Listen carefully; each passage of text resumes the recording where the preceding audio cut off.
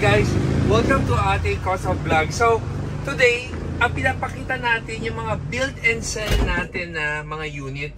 So, couple of, siguro mga 2 weeks ago, pinakita natin yung Ford Transit. Ngayon naman ito pinapakita natin H350. So, meron kaming available na 3 units na H350, exactly the same layout. So, sinubukan namin gumawa ng build and sell para sa mga client na gustong bumili ng second hand at the same time hindi na mag-iintay at aalis na sila, meron silang customized van. So yun ang target market natin. So bakit kami bumili ng H350?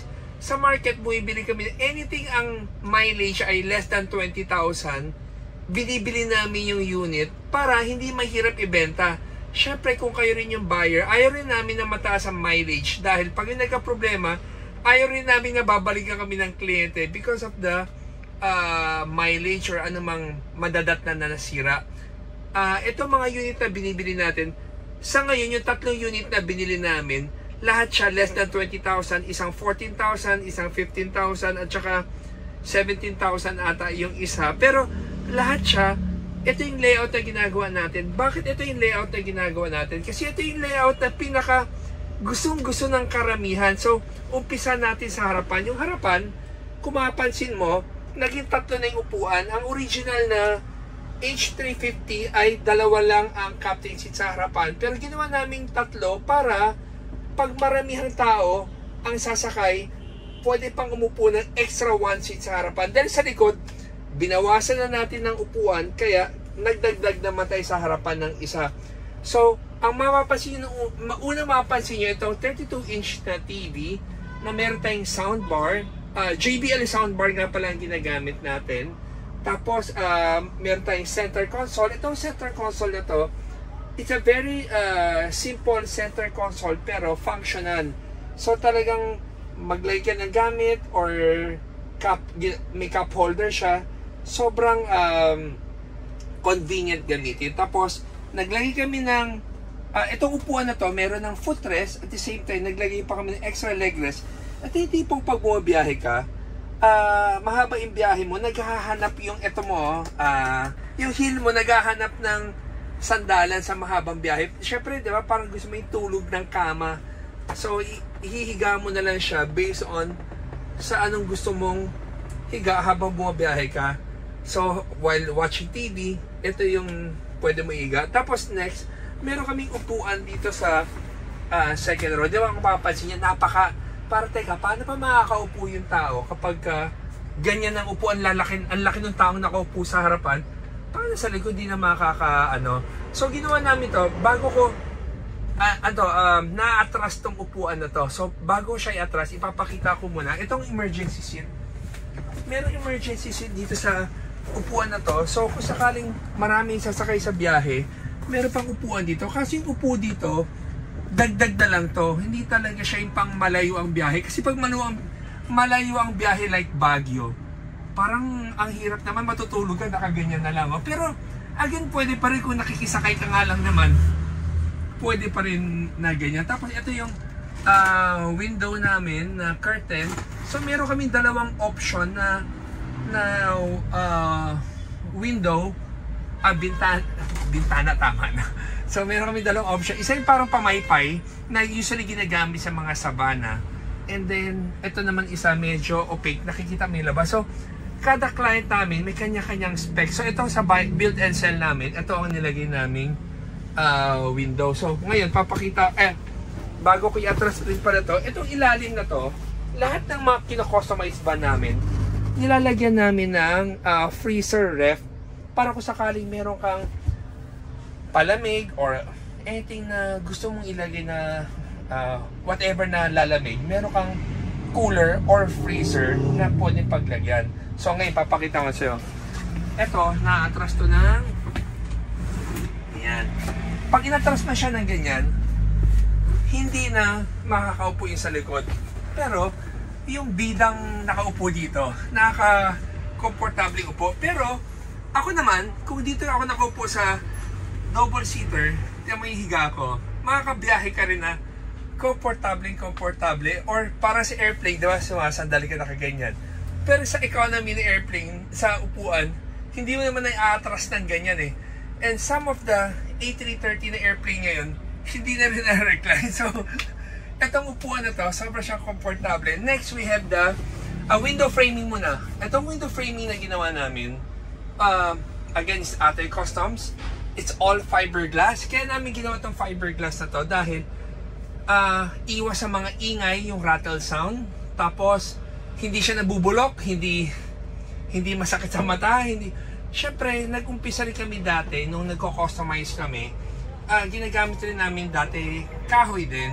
Pero, na-realize namin na parang we have to improve. So, we make it a fiberglass na. So, it's 100% local design. Even tong accent light na to, kasama to sa mold namin. So, pag naglagay kami ng ilaw, itong ilaw na accent to, napapalit-palitan to ng kulay. Hindi ko na i-demo ha, kasi itong ilaw na to, lagi namin na-demo na yan. Tapos, ito yung overhead cabinet.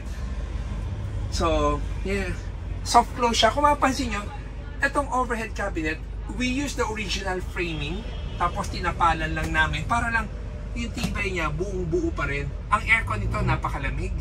Tapos next, we move on to, bago magpunta sa sofa bed, yung flooring niya, vinyl flooring. So, lahat ng ginagawa namin yung vinyl flooring, isa ang kulay. Tapos sa harapan pala, meron kami nilagay na parang, yan o, meron kang lagay ng cabinet. And then ito, meron kang suksukan ng lagay ng phone. Tagos yan sa kabila eh. So, kung meron kang gustong anything, basta tagos siya sa loob. Kasi, ang haba niyan before, so pinasok namin paloob dahil para hindi makasagabal doon sa paa ng tao kung tatawid-tawid. Tapos, ito naman, next we go to the sofa bed. So, pag ginawa namin sofa bed, ihila-hila namin ito. At ito na. Itong sofa bed na ginawa namin, pang 6-footer. So, yung pinakadulo nito, lagi namin nilalagyan ng space sa sobra para sukat to ng maleta. Tapos yung lagi namin sinasabi, lahat ng ginagawa namin, may storage. Ito yung subwoofer nung soundbar. Tapos ito lagay ng gamit. So, ito yung layout lagi ng mga artista van. Pag sa mga artista van, ito yung laging, yung formula nito, sobrang perfect na talaga dahil napakaluwag at saka komportable. Next, we go to toilet. Itong toilet naman, we have ito hindi Dometic ang ginamit namin. It's a different brand pero same function with Dometic. Tapos, ito yung lagay namin ng clean water, sink, lagay ng mga whatever na gamit.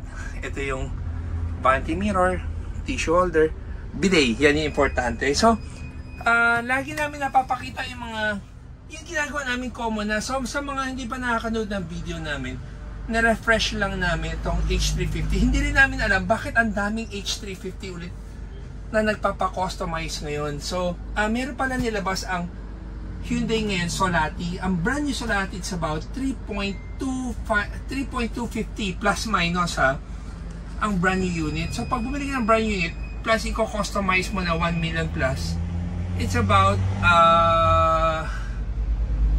4 plus million or almost 5. Ngayon itong binibuild and sell namin, kaya kami po ipili na sariwa kasi binibenta namin to from 3.3 to 3.5 depending kung ano yung specs na gusto pang idagdag ng kliyente. Pero as is, itong unit na to, we have 3 units na binibenta na ganito. So, ito yung common layout. Just in case na lang buyer kayo namin na gusto nyo baguhin ng konti, meron kayo gustong galawin, pwede naman. So guys, I hope na gusto nyo itong short video namin ng H350. At saka ang tangkad pala yun, nakitumal ng talong. Yan, tapos naka-tricolor pala siya na ilaw. Tapos tinanggal rin pala namin yung parang emergency exit sa bubong. Kasi yung mga bagong H350 ngayon na Solati, wala na pala yung ibabaw na yan. So, guys, I hope na gusto nyo itong video natin. At saka, everyday, gusto ko lang i-remind, everyday is a blessing. At saka, thank you for watching. Enjoy lang everyday. Baga parang, yun lang naman ang buhay natin eh. Mag-enjoy, isipin mo, think positive na lang sa lahat ng bagay na gusto mong gawin. Ang negative, nagkaka-wrinkles. Kaya dumami wrinkles ko. Dati ang hilig ko mag-isip ng negative. Ngayon, ayoko na. So, puro positive na lang. So, guys, thank you for watching. And always remember, Jesus loves you and God bless.